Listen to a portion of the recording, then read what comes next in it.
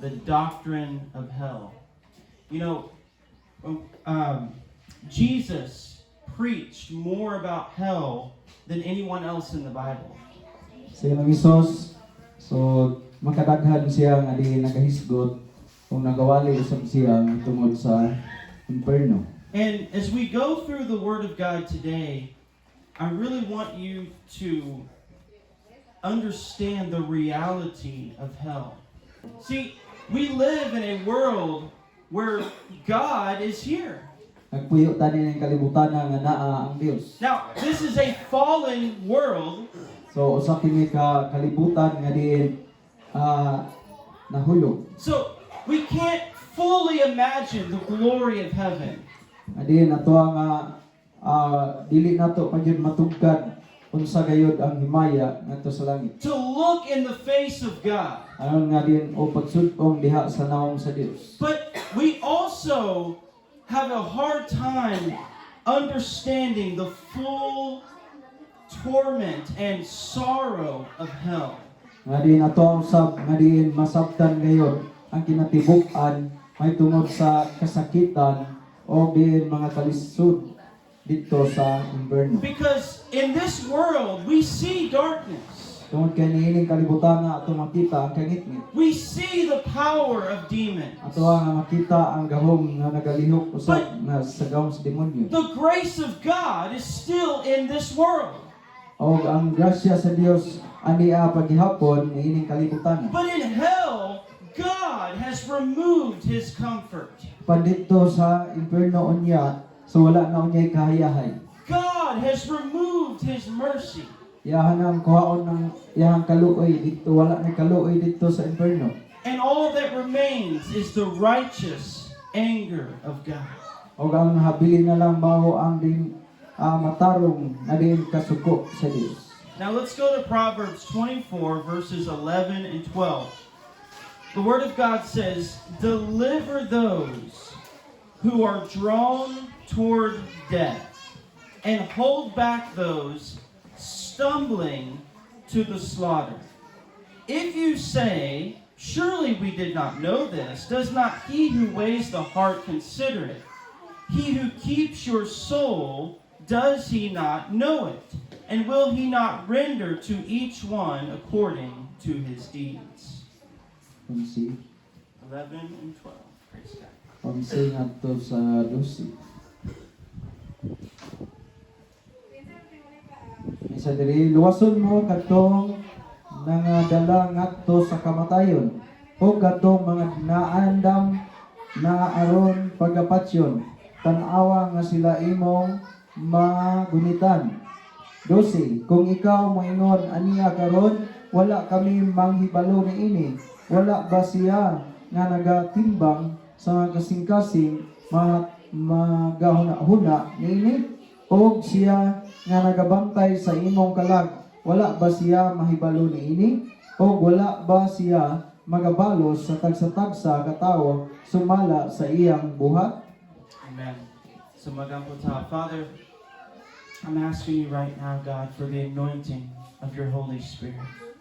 Father, over Pastor Mike, myself, over every person, God, I thank you that right now you would speak to us. Father, that as we are exposing the work of darkness, as we are preaching the truth about hell, I pray right now that you would bind every disturbance of the enemy. Oh God in heaven, let the anointing flow freely. Lord, teach us the word of God today. Let our hearts tremble at the word of the Lord. In the name of Jesus, amen. Now, before we actually talk about hell, I want to talk about the responsibility of the Christian. So dili pa ta mo ngadto sa may tungod gayon sa imperno. So ato ang sab nga tan-awon ang ato nga kaakuhan ingon nga mga Kristohanon. Because he says in verse 11, "Deliver those who are drawn toward death, and hold back those stumbling to the slaughter." Yung kinagingon sa diri sa bersikulo, wason mo kung nangadala ngadto sa kamatayon o katong mga naandam na aron pagapatsyon tan-awa nga sila imong magunitan. He said, there are people who are drawn toward death. Aduna day mga tao nga diin sila nangadala na didto aron pagapatsyon. And they're stumbling to the slaughter. O diin sila nga diin pagadaton na ingon nga diin ngadto sa ihawan. See, they are heading straight for the gates of hell. Nga diin kini sila nagapaingon ng ngadto sa gangaan sa inferno. Now, he said, as a believer, deliver those who are drawn toward death. Ingon nga kita mga magtotoo, ingon siya nga ipahigawa sila nga diin karon nagapaingon ngadto sa kamatayon. Jude said, pull them out of the fire. Si Judas nagaingon siya o dito sa libro ni Judas nagingon nga diin sila sakmiton gikan sa kalayo. As a believer, we have a responsibility. Sa alang sa mga matag usa ka magtotoo aduna day kita nga We responsibilidad. have been given eternal life. Tungod kay din kita gihabagan man o kinabuhing dayon. We should share that with the world. Kinahanglan po dahil ato ning ipaambit diha sa ubang pulong. 100 years ago, none of you existed. So, nga din mulabay ang galing usa ka gatos katuig wala na bisan usa ka nato nga din makita din. But 1 million years from now, Usa ka kining usa ka milyon nga katuigan gikan karon. your soul will still be alive Ang imo nga kalag magpabilin nga kini siya buhi. in heaven or in hell. Dito sa langit o dito ba sa inferno? This is a reality that should grip the heart of every Christian. Mao kini ang kini matuoran o tinuod gayud nga diin kini siya nakapasubo sa daghan nga diin kasing-kasing sa mga Kristohano. Now, he says in verse 12, if you say, surely we did not know this, does not he who weighs the hearts consider it? He who keeps your soul, does he not know it? And will he not render to each man according to his deeds? Sa versikulo 12, kung ikaw moingon aniya karon, wala kami manghibalo niini. Wala ba siya nga nagatimbang sa mga kasing-kasing magahuna-huna niini? O siya nga nagabantay sa imong kalag, wala ba siya mahibalo niini? O wala ba siya magabalos sa tagsa-tagsa katawo sumala sa iyang buhat? He said, if you say, I did not know this, Ang naingon sa diri, nga kung maingon kita nga wala mong ko kahibalo niini. God says, I'm the one that weighs the heart. Moingon ang Dios nga rin ako nga rin nagatimbang sa imong kasing-kasing. He's speaking to your responsibility. Kini siya nagapasabot diha sa imong kaakuhan. Deliver those who are drawn toward death. Yun siya nga ipahigawa sila nga din sila paingon na ngadto sa kamatayon. Praise God. Let's go to Acts chapter 20.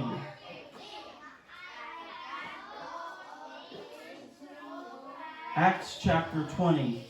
Now, Paul mentions this same thing. Pablo nagahisgot usab sa samang nga butang. So, in Acts 20, Paul is leaving Ephesus and he's going to Jerusalem. Si Pablo mibiya ngadto sa Episo kay siya moadto sa Jerusalem. Now, look what he says. Verse 26 and 27. Therefore, I testify to you this day that I am innocent of the blood of all men. For I have not shunned to declare to you the whole counsel of God. Ayon diri sa 26 busa nining adlaw ipangmatuod ko kaninyo nga dili ako arang kadatugan sa dugo ni bisan kinsa kaninyo.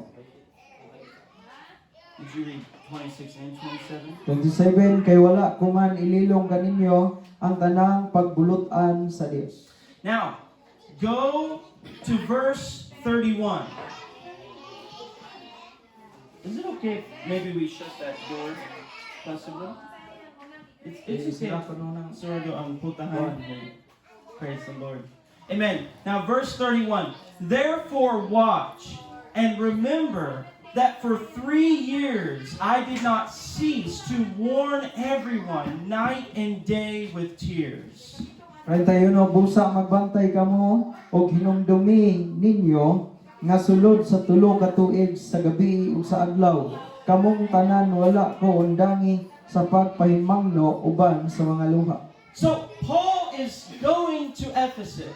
Si Pablo siya moadto sa Epeso. And he said, I am innocent of the blood of all men. Og ingon siya nga din dili na siya kadap-ugan sa mga kalag sa mga Because I katawan. have told you the counsel of God. Tungod kay ingon siya nga din iya na nga gihatag o gitudlo na ang tanan nga diin ulong o pagtulunan For sa Ginoo. 3 years, Sulod sa tulo ka tuig. I warned you with tears. Ingon siya nga siya nagatudlong nagapasidaan kanila uban sa mga luha. And he said, my hands are innocent of your blood. So ningon siya nga din ang iyang kamot siya dili na malubag sa ilang dugo. God spoke to the prophet Ezekiel.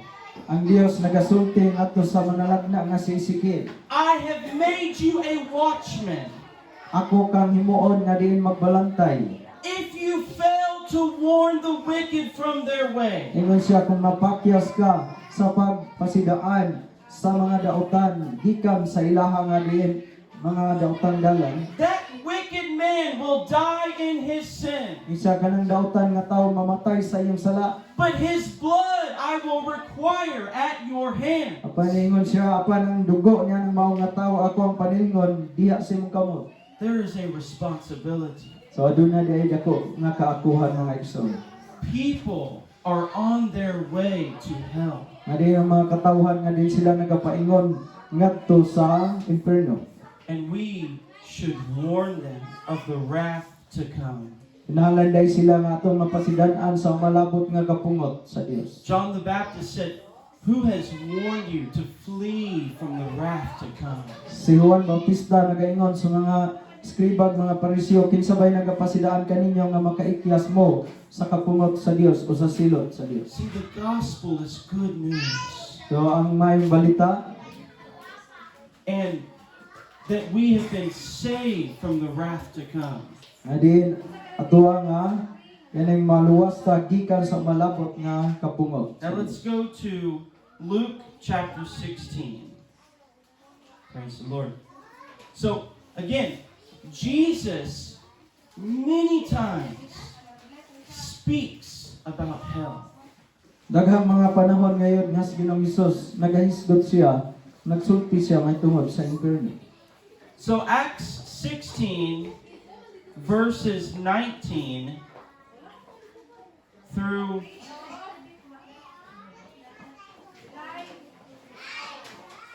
23. We'll start there. And I'll let Pastor Mike read. So 19 through 23 first.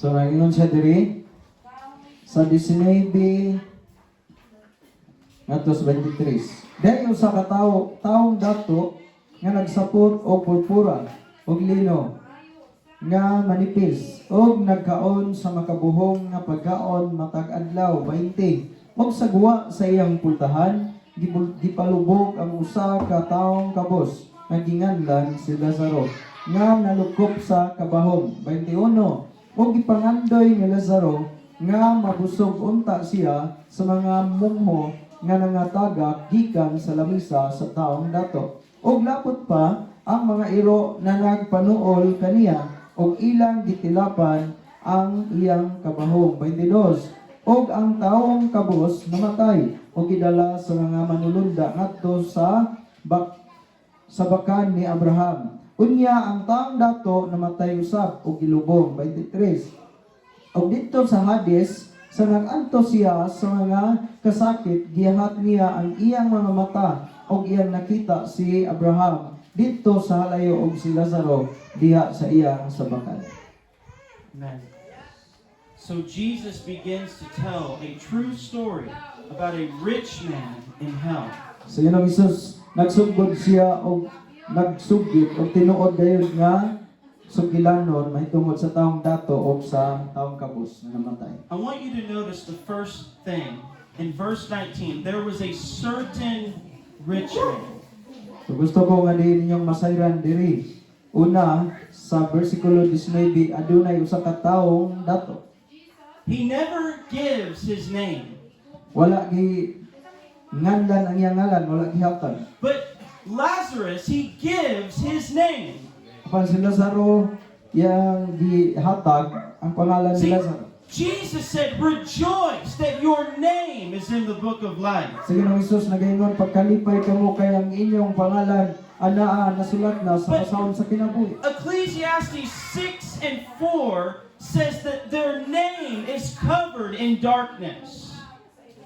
Ecclesiastes 6 and 4, their name is covered in darkness. Sa Ecclesiastes kapitulo 6 6 o 4 ingon siya dito nga din ang ilang pangalan ng lukuban sa kangitnya. So Jesus never gives his name. A rich man.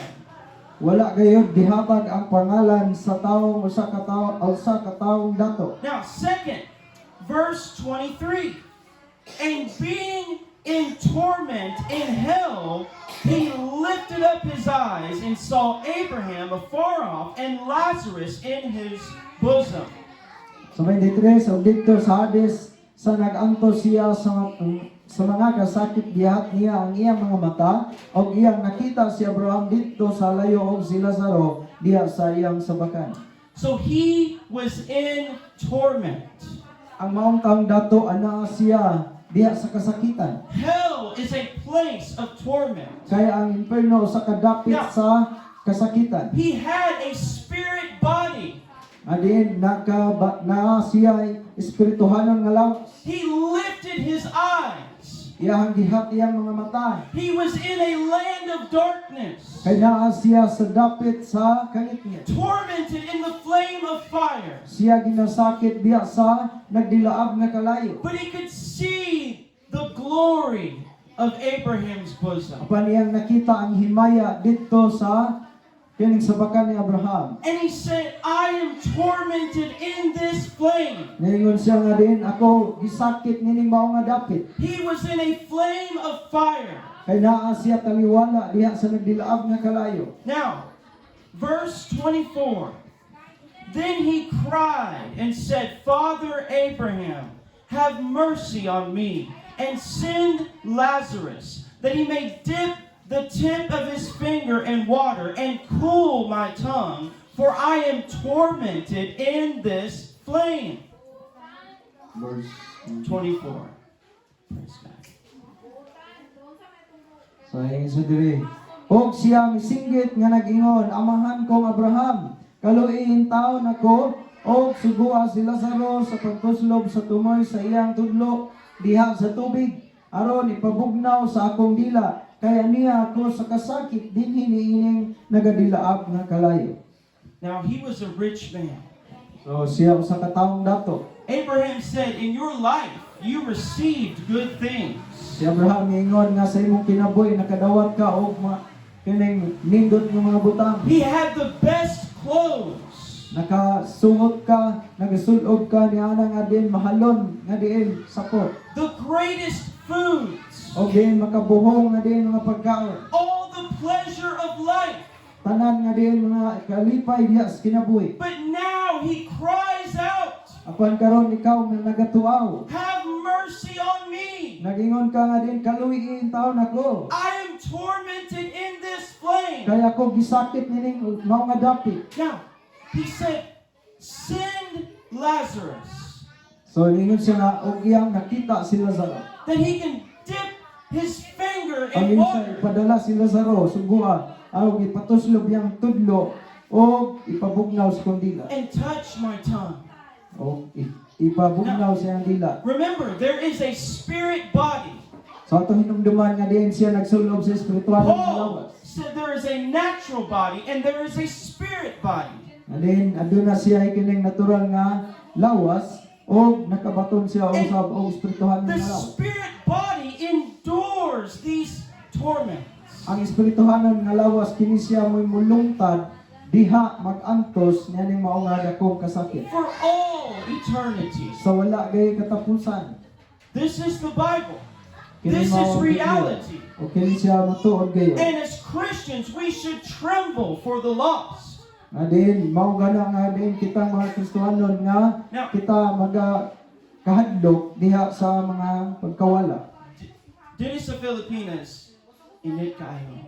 Ay, Amen? kay din. Now, how many of you in here, mga lalaki, are farmers?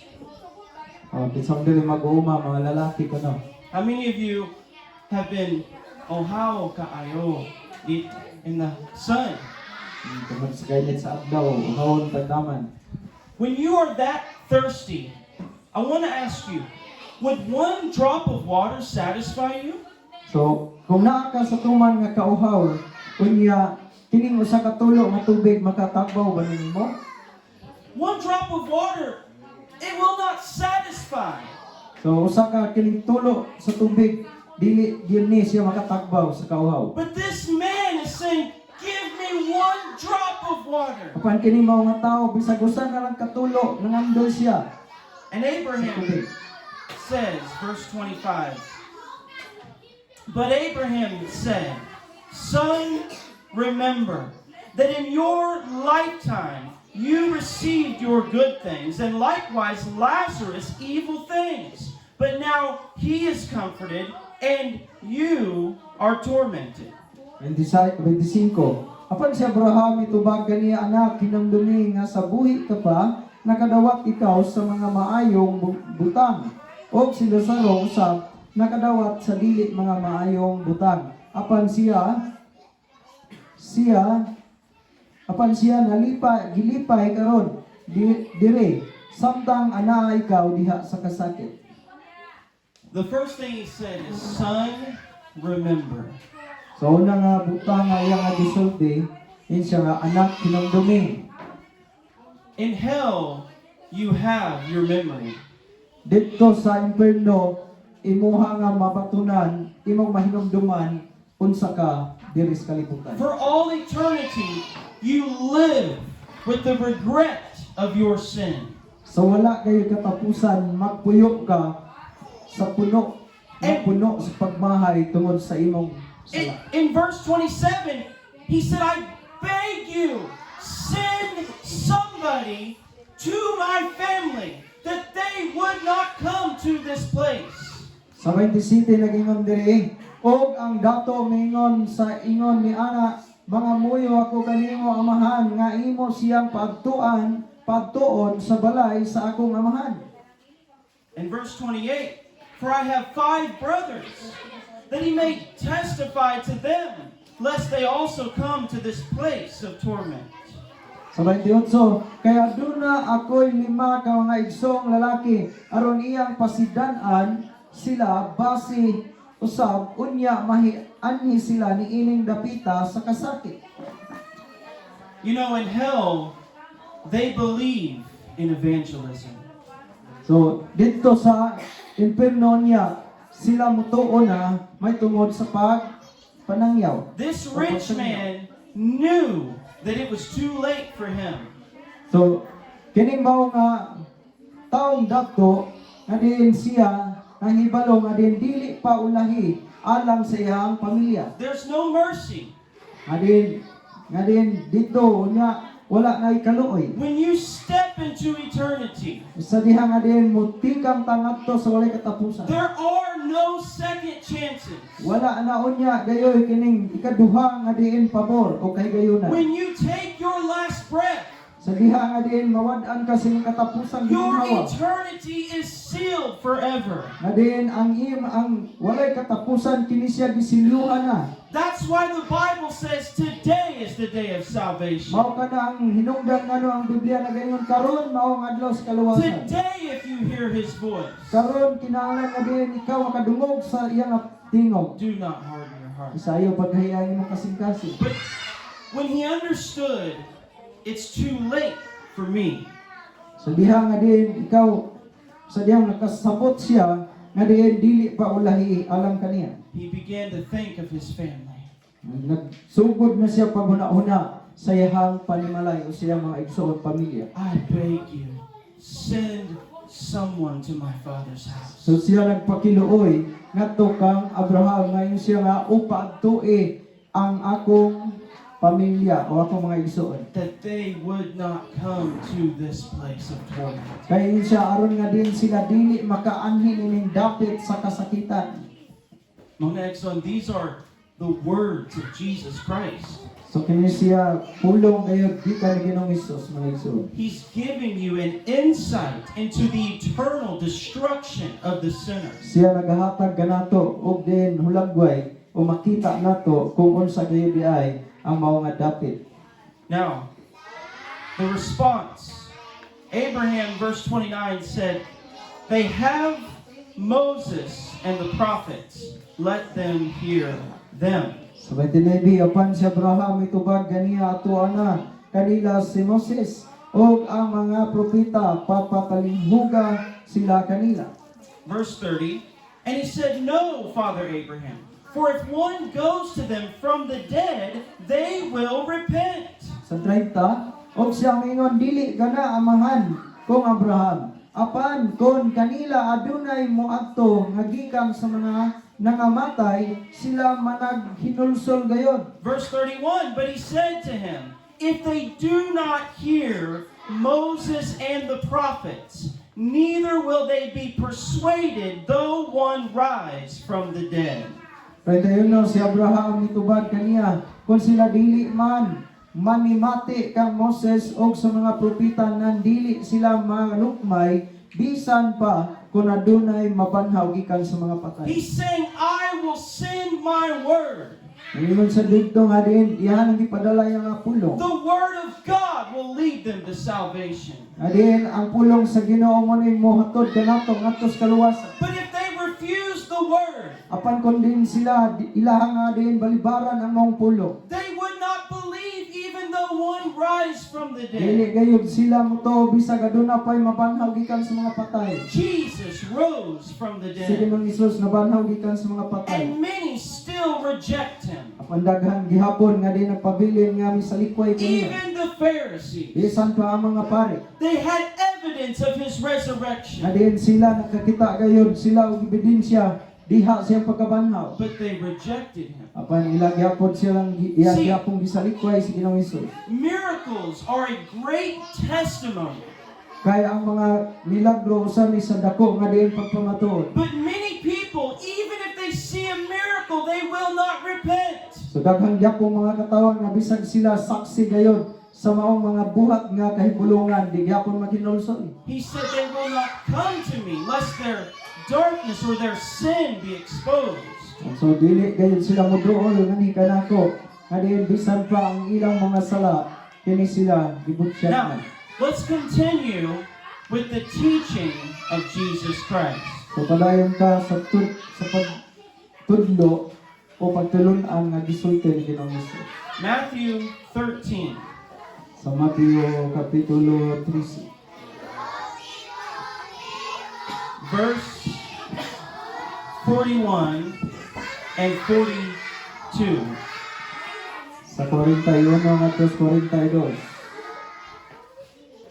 The Son of Man will send out his angels, and they will gather out of his kingdom all things that offend, and those who practice lawlessness, and will cast them into the furnace of fire.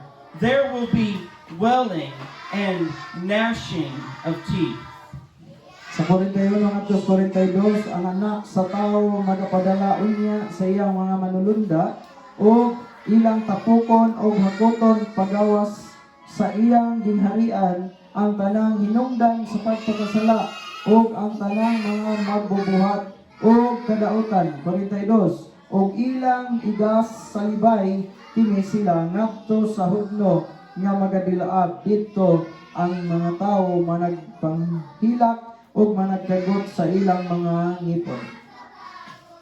So this is the end of the age. So mao kini ang katapusan sa kapanahonan. And the angels will gather everything that offends.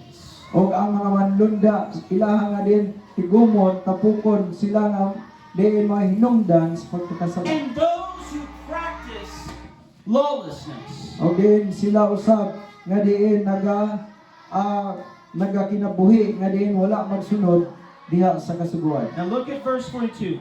And they will cast them into the furnace of fire.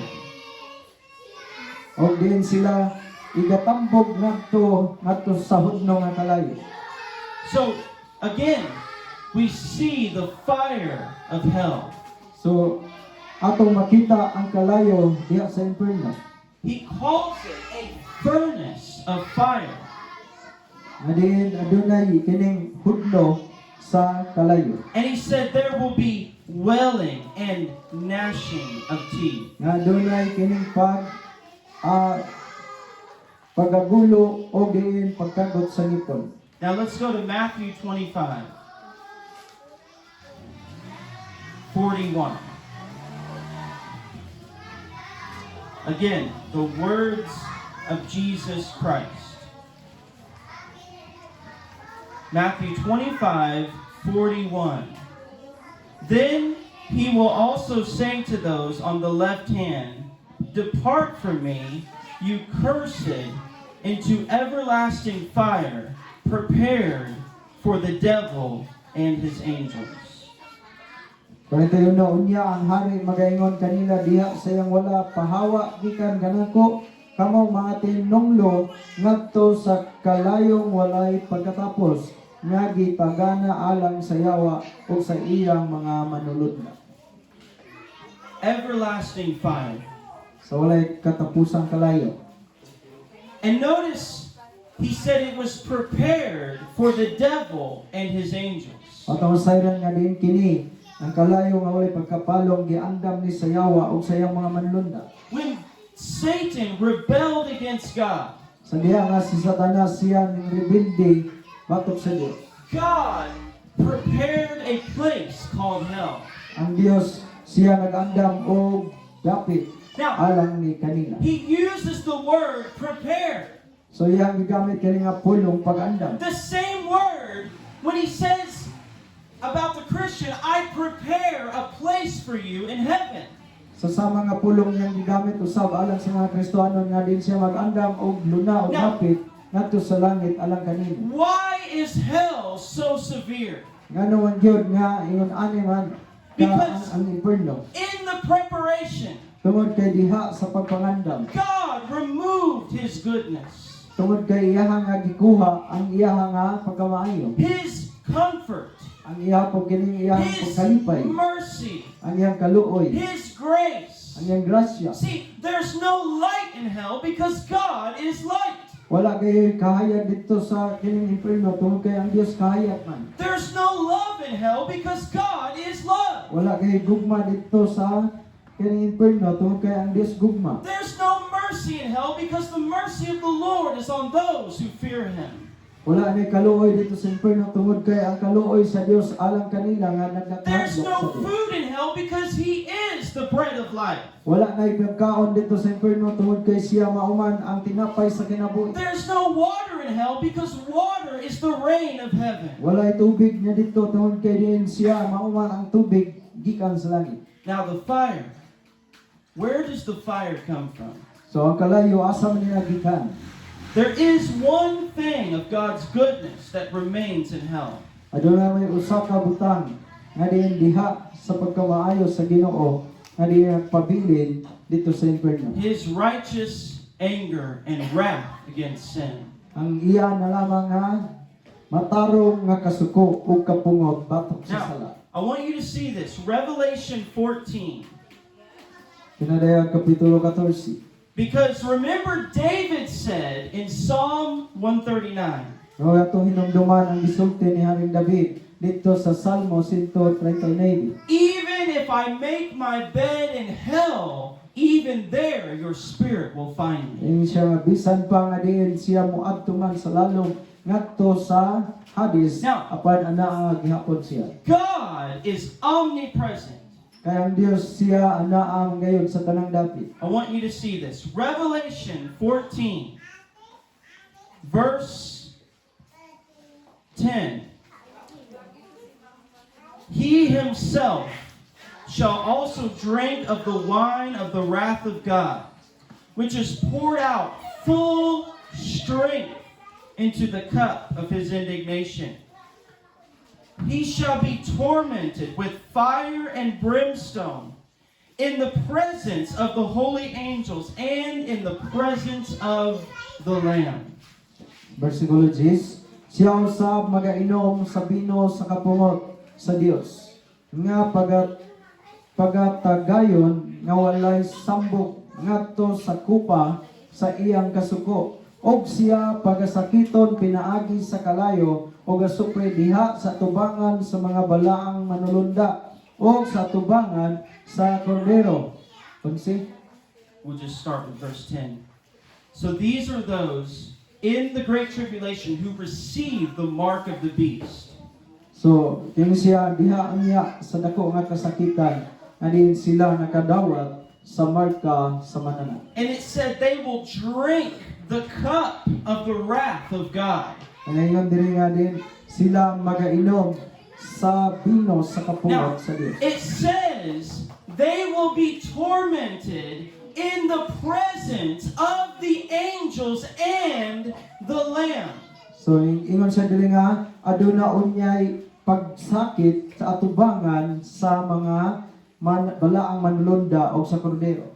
God is the one in hell who inflicts his wrath for all eternity. Not the devil, it's God who pours out his wrath in hell. So diri atong makaplagan nga din ang Dios di ay siya mao magabubo siyang kapungot didto sa kalayo sa inferno sa walay katapusan. The devil's not the one who pours out wrath. Dili ang kining yawa mo'y magayabo siyang kapungot. Now, I'm sure that the demons can torment, but the fire is from God.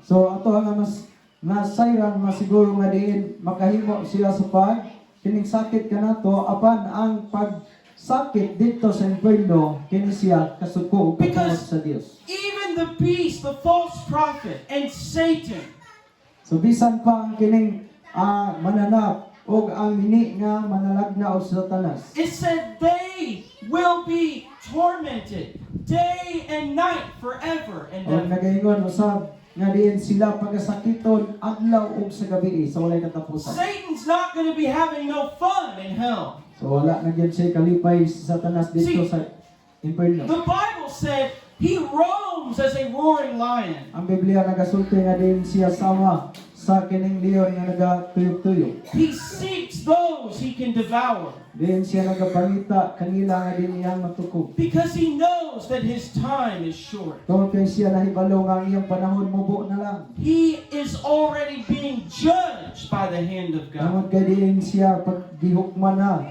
diha sa kamot sa Dios.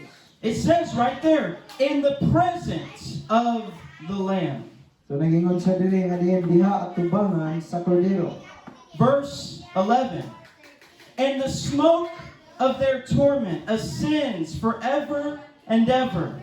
And they have no rest day or night, who worship the beast and his image, whoever receives the mark of his name. Sa 11, og ang aso sa ilang kasakit magautbo hangtod sa kahangturan, og sila dili makatagamtam sa pahulay sa magabi og sa maadlaw. Sila nga mosimba sa pintas nga mananap og sa iyang larawan og ang bisan kinsa nga minarkahan sa iyang ngalan. Amen. So in hell, God has removed his grace, his mercy, his goodness. So dito sa inferno gikuha sa Dios ang iyang pagkamaayo, iyang kaluoy ug grasya. But he has poured out his wrath upon the sinner. Og iyaha nga din ibubo iyabo ang iyaha nga kapungot diha sa mga makasasala. Let's go to 2 Thessalonians chapter 1. Praise the Lord. And verse 8. In flaming fire. Now, again, we see Kaleo. So, this is absolutely biblical. over and over again, we see the picture of fire in hell. It represents the wrath of God. So gani siya gayud base sa Biblia nagisdot gayud og kalayo sa makadaghan nga higayon. Now, verse 8, in flaming fire, taking vengeance on those who do not know God, and on those who do not obey the gospel of our Lord Jesus Christ. Verse 9, these shall be punished with everlasting destruction from the presence of the Lord and from the glory of His power. So siya magapahamtang o panimalos diha kanila nga wala makaila sa Dios o kanila nga wala magmasinugdanon sa mayong balita may tungod sa atong Ginoong Hesus. Maybe may aguman ranila ang silot sa pagkalaglag nga walay katapusan o ang pagkahininginglan gikan sa tubangan sa Ginoo o gikan sa himaya sa iyang gahom. So we see it is so severe. So dili ato yung nga makita nga hinabihan kayo. I don't want you to make this a small matter. So gusto ko nga dili kamo magatan-aw nini ingon lang sa usa ka gamay lang nga utang. This is a reality for all eternity. Tungod kay kini siya tinuod gayud, kini siya matuod sa walay katapusan. Notice what he said.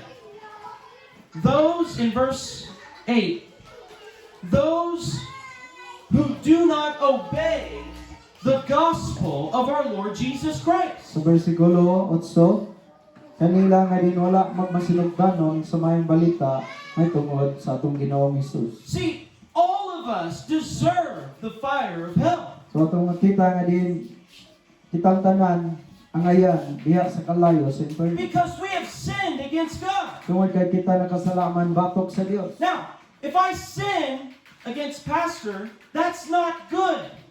Sa diha nga din ako makasala batok ni Pastor Jelon, so dili kini maayo. But when I sin against the holy God of the Bible, Sa diha nga din kita makasala diha sa balaan nga Dios nga gisulti sumala sa the Biblia. God of creation, Sa ang Dios nga diin sa kabuhatan. the Bible says my sin separates me from God. O ang Biblia nagasugid nga din ang akong sala mo na hinungdan na himulag ko gikan sa Dios. And in Revelation, he said, nothing will enter heaven that defiles or makes dirty. Dili sa pinadayag nagasulti nga walay sa bisan kinsa nga diin mga mahugaw nga makasulod sa langit. God takes no pleasure in the death of the wicked. Ang Dios wala gani siya kalipay bisan sa kamatayon sa dautan. That's why he gave his son. Mao kanang hinungdan nga iyang gihatag iyang buktong anak. God is not willing that any should perish. Kaya ang Dios dili sa gusto nga dunay usang malaglag. He said, I've reached out my hand to you. Ingon siya kung gituyhan ang akong kamot alang kaniyo. He told the rich man, Iyang gisultihan ang maong taong dato. they have Moses and the prophets. Iyang gisultihan nga naa si Moses ang mga manlangna I've dito. given them my word. Ako nang gihatag ang pulong kanila. See, Jesus said this gospel will be preached in every nation. Sa Ginoong Hesus nagasulti nga din kining maayong balita igawali sa tanang kanasuran. It's not that God wants us to go to hell. Kay dili day gusto ang Ginoo nga din mapunta kita adto sa inferno. Our whole life, Sa tibuok natong kinabuhi, He calls our name. siya nagtawag sa tungalan. Even Judas, Bisan pa si Judas, when he kissed Jesus, sa diha nga din mihalok siya kang Ginoong Hesus. Jesus called him friend. Gitawag siya ni Ginoong Hesus iyang higala. Are you going to betray me with a kiss? Ngayon siya nga din, imo ba kong budian pinaagi sa imong halok? It's like he was giving him one last chance to repent. Nga din siya nagahatag niya og usa kay gayunan, kakahigayunan nga makinulsol. Nebuchadnezzar, So si Nabucodonosor, God dealt with him over and over. ang Dios gayod sulti kaniya makadaghan nga gayod. Nineveh, Sa Ninive usab, the prophet said 40 days and Nineveh will be overthrown. ang pulong sa Ginoo nagingon nga sulod sa 40 ka adlaw ang mao nga kining Ninibe paghukman. Jezebel. Si Jezebel usab. Jesus said, I gave her time to repent. Si Ginoong Hesus mingon, ako nagahatag kaniya higayon nga maginulsol. God loves the sinner, Kaya ang Dios nahigugma sa mga makasasala. but God is holy. Tungod kay ang Dios balaan. God is righteous. Ang Dios matarong. And if we reject the grace of God, Og sa diha nga atong isalikway ang grasya sa Dios. the only thing that remains is the judgment of God. Ang buktong butang na habilin kana na lamang nga paghukom. Now, in this place, we are believers. So niining mao nga dapit kita mga magtotoo. But if you're already saved, then you should have a love for the lost. Sa diha nga din ikaw tinuod nga naluwas nan magbati kag gugma sa mga nangawala. And remember, Jesus said, do not be ashamed of me and my words. Sa Ginoong Hesus atong hinumduman niyang isulti ayaw kamo pagkaulaw ako ayaw niyo ikaulaw ako ug ang akong puno. See, people like the love of God. So ang Dios gusto gayud sa gugma sa Dios. They like the Jesus who is gentle and mild. So gusto sila ni Ginoong Hesus nga maayo. They want the Christmas Jesus, the baby in a manger. So gusto sila nga diyan panahon sa Pasko ilang makita ang bata nga naag butang sa pasungan. They want the one who is, the Bible said, lowly of heart.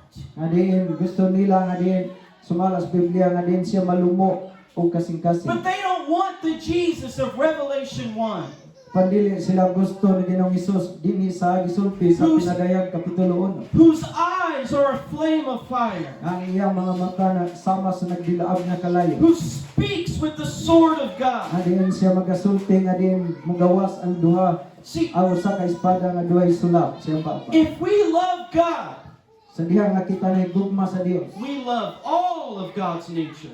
Kita sa mahigugma sa tanang mga binuhat sa Dios. His love, His goodness, His mercy, Sa iya nga gugma yung pagkamaayo ug kaluoy. and His righteous judgment. O uban ang iyahang mataro nga paghukom. Amen. Amen. Let's go to 2 Peter. Praise God. Sa ikaduhang Pedro.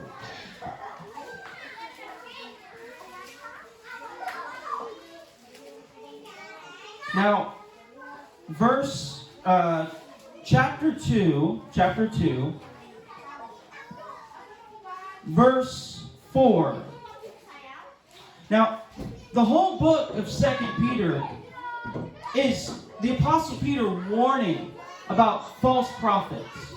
Sa tibuok libro sa ini kaduha nga kining Pedro, kini siya nagpasidaan ngadto sa mga mini nga mga manalagna And false teaching. o sa mga dili kamatuoran nga mga pagtudlo. So verse 4, kita mabasa sa Bisaya.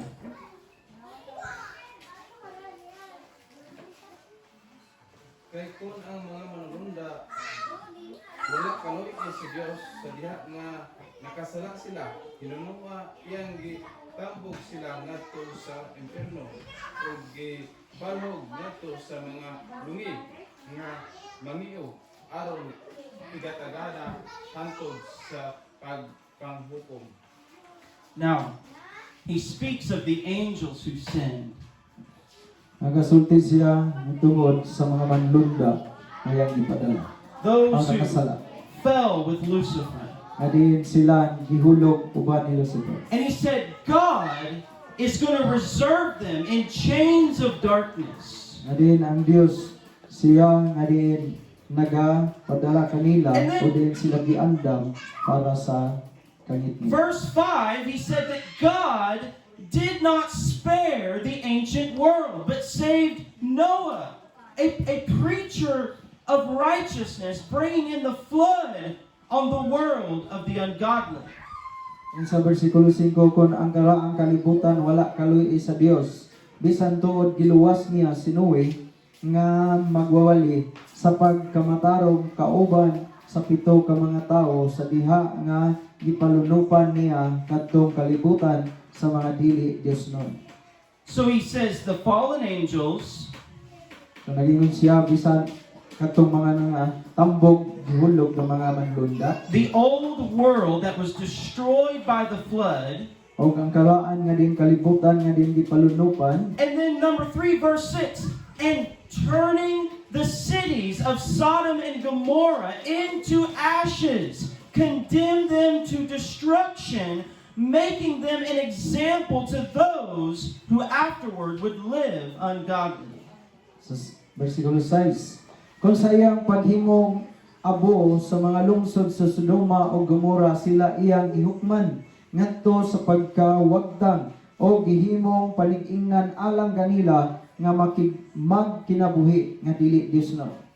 He's taking you back to the book of Genesis. So, kini siya gidala niya o gibalik niya unsa ang gisulti dito sa libro sa And he's saying, Genesis. I'm the God who does not change. Nag-ingon siya nga din siya ang Dios nga walay pagkausab. I'm going to bring judgment on the ungodly. Nga din siya magadala usab og paghukom ngadto sa mga dili Dios no. Now, verse 9, then the Lord knows how to deliver the godly out of temptation and to reserve the unjust under punishment for the day of judgment. Sa maybe, ang Ginoo mahibalo sa pagluwas sa mga taong Diosnon gikan sa mga pagtintal o sa pagbantay nga ang mga dili matarong magapabilin ubos sa silot hangtod sa adlaw sa paghukom. He said, the godly, God will keep you. Nagingon siya nga din siya makahimo pagluwas sa mga Diosnon. Amen? Amen. Personahan mo, Amen. God will keep you. Ang Dios magatipig kanimo. But the ungodly, Sa mga dili Diosnon. He has reserved for the day of judgment. So siya aning pa himutang na kanila ngadto sa adlaw unya sa paghukom. Verse 17. Versikulo 17. Now this speaks of false prophets. Kini siya tumong ngadto sa mga bini nga mga manalagna o propeta. Kini sila, these are wells without water, clouds carried by a tempest, for whom is reserved the blackness of darkness forever. Sa 17, yun sa kini sila mao'y mga tuburan nga walay tubig o mga gabon nga pinalid sa unos alang kanila gitagana ang labing manghiog nga kangit-ngit. Amen. Who is reserved the blackness of darkness forever. So, kinsaman ang gitagana diha sa kangit-ngit sa walay katapusan. Now, last verse. Let's go to Revelation chapter 21, verse 7 and 8. Kinsa mo basa? Revelation 21, verses 7 and 8. Ang madakugon makapanag-iya ni ining maong panulundon ug ako mahimong iyang Dios ug siya mahimong akong anak ug siya. Apan alang sa mga talawan ug sa mga dili matihuon ug sa mga malaw ay alang sa mga mamumuno ug sa mga matinlawason ug sa mga lumayan ug sa mga masibag mga Diyos ug sa tanang mga bakakon ang ilang bahin mao ang pagkiadto sa linaw nga nagasinaog sa kalayo o asufre nga mao ang ikaduhang kamatayon. Ikaduhang kamatayon. The second death. Every one of us will die one time. Matag usa ka nato mamatay makausa kay gayo. Unless the Lord comes in our life. Amen. Madiyan ang Dios moabot sa atong kinabuhi But mukuha sa atong kinabuhi. If Christ does not return in our life, then all of us have an appointment with death. Sa diha nga dili pa mobalik si Ginoong Hesus kanato sa matag usa kanato aduna nay gitakda nga panahon nga mamatay. And hell is the second death. O ang impierno mao ni ang ikaduhang kamatayon. And death does not mean ceasing to exist. Nga diin ang kamatayon nga diin kini siya wa pasabot, nga diin kini siya makita pa. It means to be separated from God. Nga diin kini nagpasabot nga diin mahimulag na tagikan sa Dios. He said they will have their part in the lake that burns with fire. Nalingon din nga din ang ilang bahin mao ang dapit sa kalayo sa inferno. But the one who overcomes, I will be his God. He will be my son. Pan kanila nga din madaugon, ako mahimo nga ilang Dios ug sila ako mga katawhan. So hell is a place of fire, So ang inferno sa kadapit sa kalayo, a place of torment, dapit sa kasakit, a place of darkness, dapit sa kanitnit, eternal. sa walay katapusan. And it is reserved for those who did not obey the gospel of Jesus O kini Christ. siya gitagana alang kanila nga wala gayud motuman sa maayong balita ni Ginoong Hesus. The gospel is to repent and believe on the Lord Jesus Kaya ang Christ. maayong balita mao nga din magahinulsol ug mutuo sa ngalan ni Ginoong Hesus. To receive the free gift of God. Aron nga din atong pagadawaton ang kining walay bayad nga gasa sa Dios. Pinaagi sa iyang grasya. Amen. We know what the word says. Naluwas kita tungkod sa grasya, pinaagi sa pagtuo. Amen. Pag hinoso og tuohi ang maayang balita. It is a free gift of God. Amen. But those who reject the grace of God, Pagnalang kanila nga din nagasalikway sa grasya sa Dios. this is their eternity. So kini siya mao ang walay katapusan. It's hard for our mind to grasp this. So lisod kayo sa to nga kining una pag kining sakop niini. Because God loves us. Tungod kay ang Dios nahigugma kanato. He wants us to be saved. Gusto siya nga din maluwas na. But He is holy. He is Tungod kay sa God. paglaan. Amen. So let's pray together, and I want us to ask God in all of our life, Lord, make me to walk in the fear of the Lord, the love of God, and give me a heart to reach the lost. So atong tinuhaon mga igsoon nga din kita makapatunta o gugma o kasing-kasing sa Dios. Nga din ato ang kaputon katong mga tao nga din nga salaag o mga nangaway. Not everyone is called to stand in the pulpit, Dili tanan nato gitawag nga mobarog sa pulpito.